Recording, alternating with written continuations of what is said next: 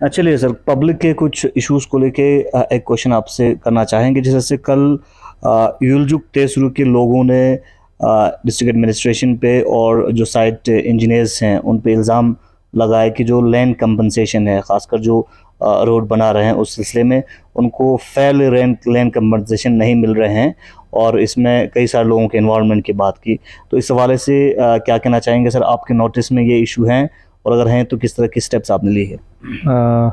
इसमें बताना चाहूँगा कि लैंड एक्विजिशन का प्रोसेस एक सेट प्रोसीजर है। तो इसमें जो हमारे राइट टू फेयर जो एक्ट है जो 2013 में सेंट्रल गवर्नमेंट ने लागू किया था, वो यूटी के बाद यहाँ लागू हुआ है। तो जो भी कार्रवाई उसमें होती है लैंड एक्विजिशन की, जैसे ये कारगिल जंस्कार रोड है, तो उसमें उस एक्ट को देख के ही उसके प्रोविजन को स्ट्रिक्टली फॉलो करके वो प्रोसीजर फॉलो किया जा रहा है। तो उसमें सारा आप रूल खुद उसको पढ़ सकते हैं कि वो सारे प्रोसीजर को फॉलो किया जाता है। अगर कोई ड्राफ्ट अवार्ड होना है, कोई अवार्ड होना है, या पहले नोटिस जाता है कि किसकी कौन सी ज़मीन जाने, वो सारा पब्लिक में भी नोटिस जाता है, न्यूज़पेपर में आता है, ये सारी प्रोसीजर होता है। तो अगर ये स्पेसिफिक हमारी कोशिश यही रही है, और मेरे प्रीडिसेसर भी जिनके टाइम शुरू हुआ उनका भी कोशिश यही रहा था कि एक पूरा फेयरनेस से और ट्रांसपेरेंट वे से ये पूरा प्रोसेस को कंप्लीट किया जाए।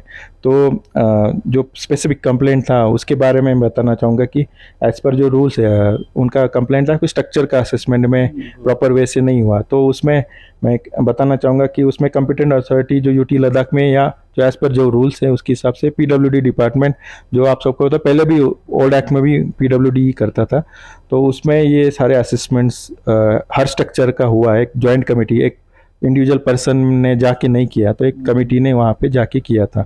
वो लास्ट ईयर हुआ था। फिर उसमें भी कुछ लोगों के रिप्रेजेंटेशन आए थे। तो जो मेरे प्रीवियस डीसी साहब थे उनके कायनात में एक इंडिपेंडेंट कमेटी भी बनाया था।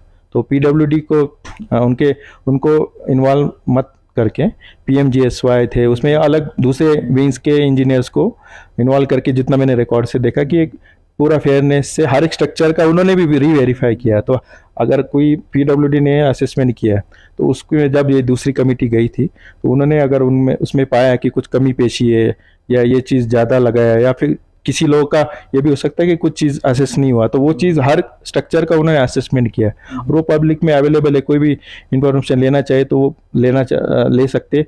और जो स्पेसिफिक कंप्लेंट में कंप्लेनेंट थे, और पहले उसमें एनोनिमस कंप्लेंट आया था, तो आपको पता है एनोनिमस कंप्लेंट में हम एक्ट नहीं कर सकते, कि कंप्लेंट में अगर एक्शन लेना तो कोई डिटेल्स होनी चाहिए थे। तो अब बाद में उनको हमने बोला तो उन्होंने फिर कुछ डिटेल अपने नाम के साथ वो आए, फिर मेरे से भी इन्होंने मुलाकात की, बट मैंने उनको प्रोसीजर पूरा समझाया कि पहले इंडिपेंडेंट कंपनी एक कमेटी ने भी उसको असेस किया है। फिर भी मैंने उनको बताया कि अगर आपको स्पेसिफिक कंप्लेंट है, इंडिविजुअल आपके कोई 8-9 लोगों का उसमें साइन था, तो उनको मैंने अपॉर्चुनिटी दी है, और वो कल भी आए थे मेरे पास मिलने।